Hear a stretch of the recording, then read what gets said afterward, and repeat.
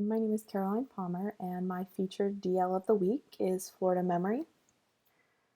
Florida Memory is their mission statement is to provide free online access to select archival resources from the collections of the State Library and Archives of Florida. Florida Memory chooses materials for digitization that illuminate significant events and individuals in the state's history and help educate Floridians and millions of other people around the world about Florida history and culture. So we know that the user community is not only for Floridians, but also internationally. The goal of this digital library is to make Florida history as accessible as possible for any who are interested in knowing more about our state. I've also used this database specifically for educational and research purposes. If we go up here to partnerships, we'll see that the Sunshine State Digital Library Network, World Digital Library, and the National Digital Stewardship Alliance are all partners with the Florida Memory DL. The archives, the state archives, is part of the Division of Library and Information Services, and the state archives actually operates Florida Memory. We'll see that this DL is funded through the Sunshine State Digital Network. They receive generous funding provided by the Library Services and Technology Act, and it is administered by the Florida Department of State. I believe this is sustainable as there is always going to be a need for this access to the collections at the archives. Along with the SSDN, Florida Memory partners with WDL as they offer content pertaining to primary materials from cultures and countries around the world. And the NDSA is a collaborative effort amongst government agencies, educational institutions, nonprofits, and businesses to preserve collections. When it comes to content here, the Florida Memory evaluates items in terms of its educational, intrinsic, and research value for patrons. They accept photographs, still images, moving images, and sound recordings. I believe that Florida Memory is an ever-evolving digital library. They accept donations through the state archives and determine the value thereafter. I believe that the collections they hold will continue to change with time as different items hold different meanings in the coming generations. On their What We Select page, they explain that since many patrons are interested in donating, they should go through the state archives, as the state archives houses Florida Memory. The people who add objects to this collection are the staff, and the staff that work with Florida Memory and the state archives. They work hand in hand to determine which items hold enough value to be input into the DL. The State Archives of Florida uses a digitization method that meet both national and international standards. Records are presented in accordance with the Dublin Core DCMES metadata schema. Items are documented as MARC records following rules set forth by AACR2 and DACS.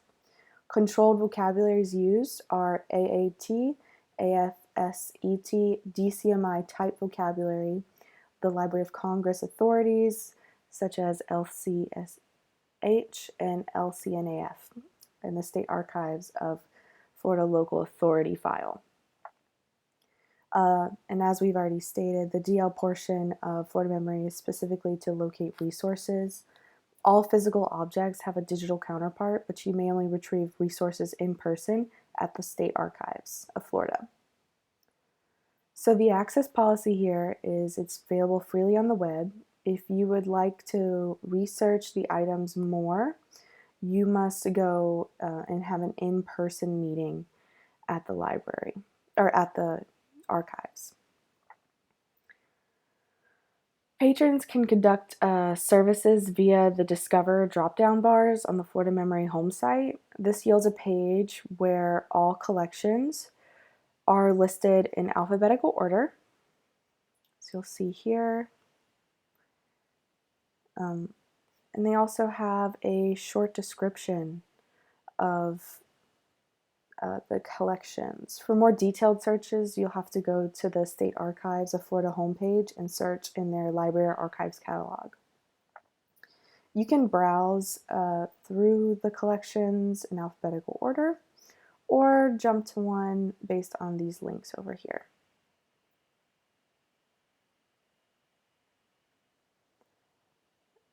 There is a section also called Contact Us.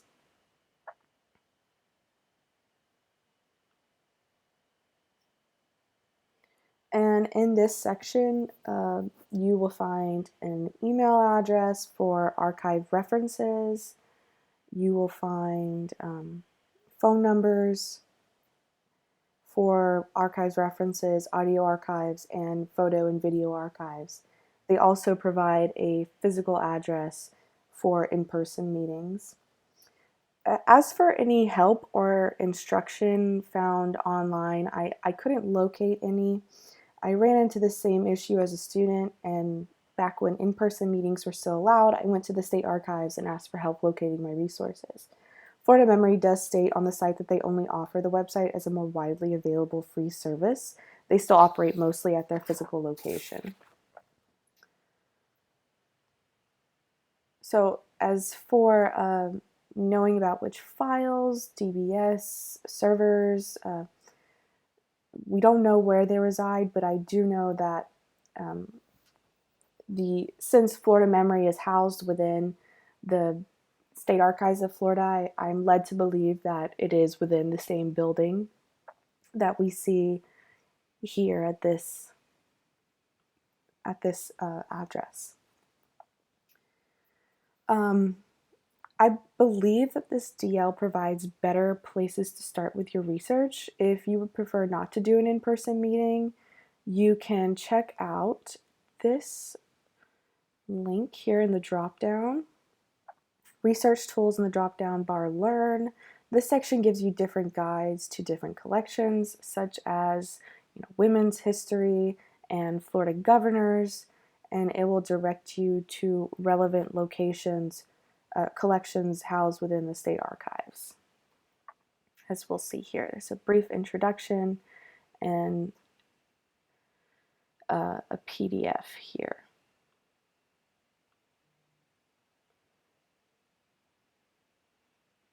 As you can see.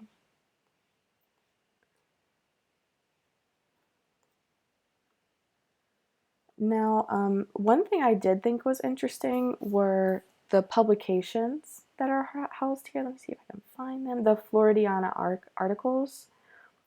These are publications created by Florida Memory.